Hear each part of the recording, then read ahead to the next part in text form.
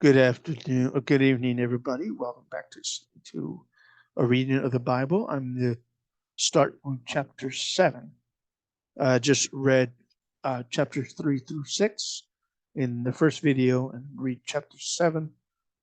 Um, and I may have to stop at 7 because we're getting close to sundown here. So I will read a little more probably tomorrow to finish the reading for today.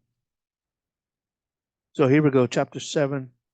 Then Jerubbaal, or Gideon, and all the people that were with him rose up early and pitched beside the well of Harod. Not the same as Herod, but Harod, Harod. So that the hosts of the Midianites were on on the north side of them, by the hill of Moreh in the valley. The Lord said unto Gideon, the people that are with thee are too many for one to give the Midianites into their hands, lest Israel vaunt themselves against me, saying, mine own hand hath saved me. Now therefore to go to proclaim in the ears of the people, saying, whosoever is fearful and afraid, let him return and depart early from Mount Gilead. And there returned of the people 22,000. Wow, that's a lot. And there remained 10,000. The Lord said unto Gideon, the people are yet too many. Bring them down unto the water, and I will try them or test them for thee there.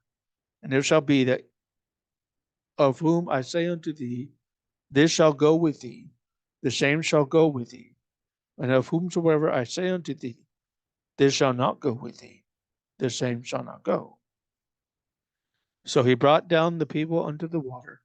And the Lord said unto Gideon, every one that lappeth of the water with his tongue, as a dog lappeth, him thou shalt thou set by himself. Likewise, everyone that boweth down upon his knees to drink. The number of them that lapped, putting their hand to their mouth, were 300 men. But all the rest of the people bowed down upon their knees to drink water. The Lord said unto Gideon, by the 300 men that lapped will I save you, and deliver the Midianites unto their hand. And let all the other people go, every man unto his place. So the people took victuals in their hand, and their trumpets, and sent all the rest of Israel, every man unto his tent. And he retained those 300 men, and the host of Midian was beneath him in the valley. It came to pass that same night, that the Lord said unto him, Gideon, arise, get thee down unto the host, for I have delivered it unto thine hand. But if thou fear to go down, go thou with Pharaoh, Phurah, thy servant, down to the host. Thou shalt hear what they say, and afterward shall thine hands be strengthened to go down unto the host. Then went he down to Phurah, his servant, unto the outside of the armed men that were in the host. The Midianites and the Amalekites and all the children of the east lay along in the valley like grasshoppers from multitude, and their camels were without number. Am I saying that right? Yeah, without number. Yeah, there's innumerable is another word. As the sand of the sea side, or the multitude. When Gideon was come, behold, there was a man that told a dream unto his fellow, and said, behold, I dreamed a dream, and lo, a cake of barley bread tumbled unto the host of Midian, and came unto a tent, and smote it that it fell, and overturned it that the tent lay along. His fellow answered by Phurah the servant. His fellow answered and said,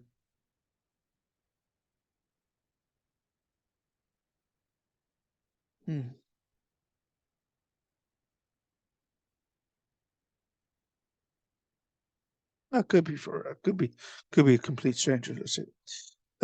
His fellow answered, verse 14. His fellow answered and said, "This is nothing else save the sword of Gideon. Humbled into the host of Midian, and came into a tent and smote it that it fell, and overturned it that the tent lay along." Okay.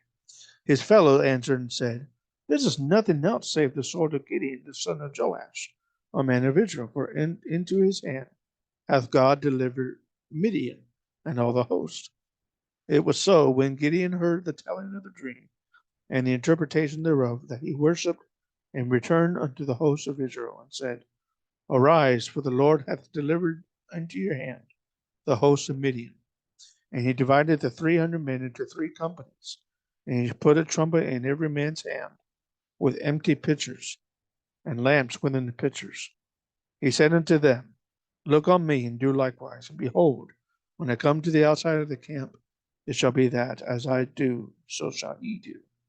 When I blow with the trumpet, and I and all that are with me, then blow ye the trumpets also on every side of all the camp, and say, The sword of the Lord and of Gideon." So Gideon and the 100 men that were with him came unto the outside of the camp in the beginning of the middle watch, and they had but newly set the watch. But they blew the trumpets and brake the pitchers that were in their hands. The 3 companies blew the trumpets and brake the pitchers, and held the lamps in their left hands, and the trumpets in their right hands, to blow withal. And they cried, "The sword of the Lord and of Gideon." They stood every man in his place round about the camp, and all the host ran and cried and fled. The 300 blew the trumpets, and the Lord set every man's sword against his fellow, even throughout all the host. And the host fled to Bethshita, and Zererath, and to the border of Abel Meholah, unto Tabath. The men of Israel gathered themselves together out of Naphtali, and out of Asher, and out of Manasseh, and pursued after the Midianites. Gideon sent messengers throughout all Mount Ephraim, saying, "Come down against the Midianites, and take before them the waters unto Beth Barah and Jordan." And all the men of Ephraim gathered themselves together, and took the waters unto Beth Barah and Jordan. They took 2 princes of the Midianites, Oreb and Zeb, and they slew Oreb upon the rock Oreb, and Zeb,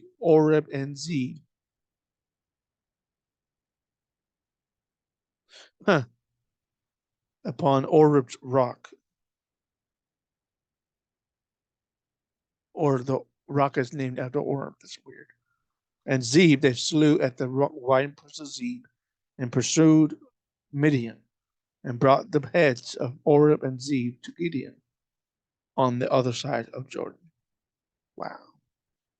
So that's your reading of Judges for today. Like I said earlier, I will read more, and I might finish the whole book of Judges, because there's only 21 chapters here, I think. Well, chapter 20 is pretty long, too.